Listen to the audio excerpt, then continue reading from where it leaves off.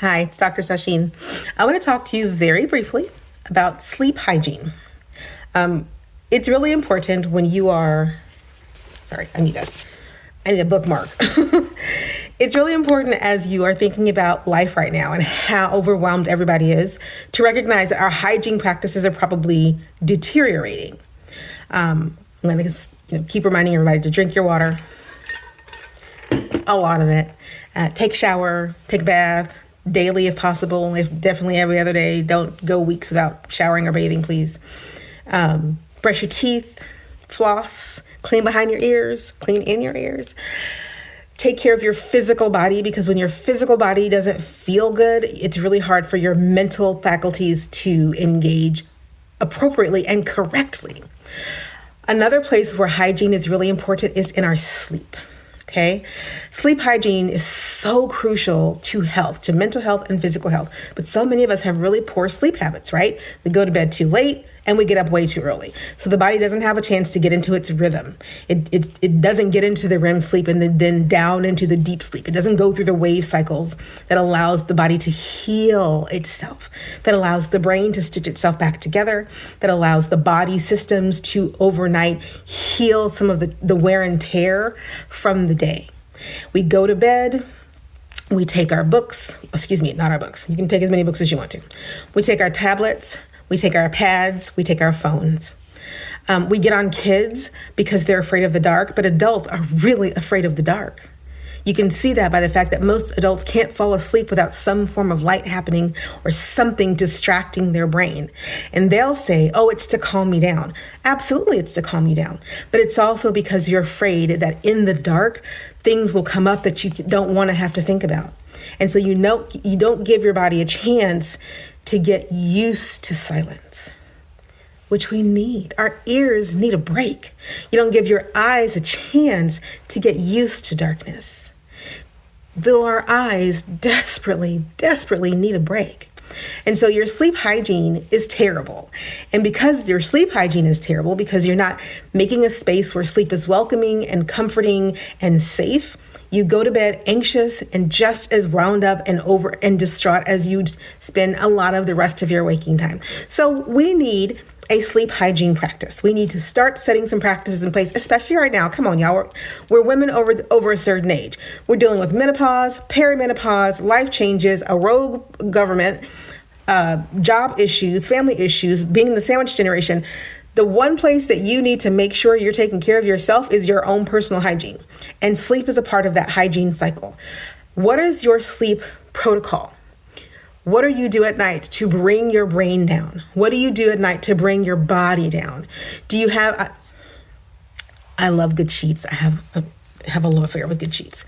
And I mean the kind of really soft sheets that when you lay on them, it just feels like you're laying on a cloud. I like large thread counts, tight weave, cotton, bamboo, love them.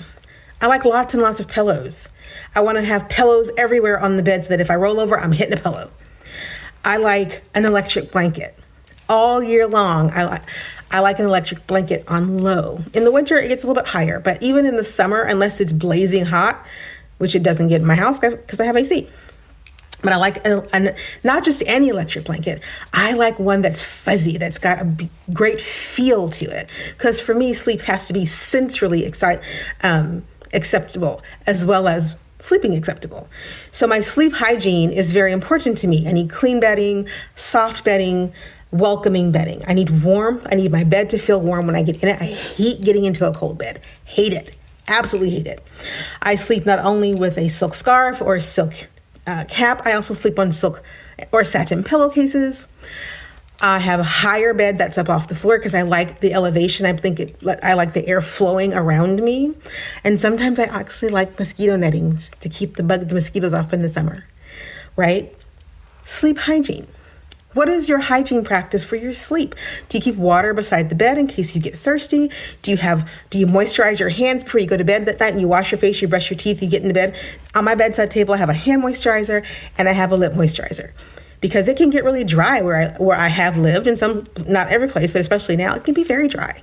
So I make sure to moisturize my hands, moisturize my face, moisturize my lips, tie down my hair, wear whatever pajamas I'm going to wear are also going to be soft. I don't like scratchy stuff. I'm telling you all of this about my own personal sleep hygiene to get you to think about how important those hours of the day are. They're your respite. They're the way that your body gets to just relax. Reading is an excellent addition to your sleep hygiene. It is better than going to sleep to the constant blue light of electronics. Remember, adults aren't afraid of the dark until they are. Until they don't want to face the silence. And reading forces you to face the silence. Journaling is another excellent part of your routine that can be added to your evening to help you come down. Music, another wonderful thing to add to help you come down, fall asleep, stay asleep. Whatever kind of music. I mean, some music might keep you awake at night, but there's so many things that you could listen to that would allow your brain the luxury of falling into the cycles of sleep and staying there. Now listen, I'm talking to a certain group of women here. Between menopause and perimenopause, y'all know how hard it is to stay asleep. So you need to do everything that you possibly can to make your sleeping time and your sleeping space comfortable, accessible to you, and exactly what you need for yourself to achieve good sleep. So work on your sleep hygiene. Work on it, work on it, work on it. If you like, I just fall into bed and pull the covers up. No. It's healing. Sleep is healing. It is how the body heals. It's how the mind stitches itself back together. If you can't get good sleep where you are, then you need to move to where you can get some good sleep. And I don't care if you got to spend one night in a hotel room just so that you can lay down and not wake up until the body says, I've had enough. I'm good.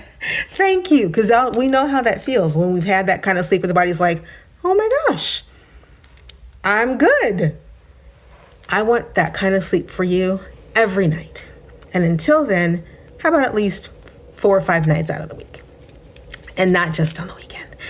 That's it for the moment. If you haven't picked up the Magical 7, prioritizing and thriving in 2025, you should do so because health includes sleep. And that's one of the 7 priorities that I think everyone should be thinking about, especially in a time when our stress levels are through the roof and a lot of folks are going to have PTSD if they're not careful. I don't want that to be you. That's it for the moment. It's Dr. Sasheen. Click like, subscribe, and share. Toodles.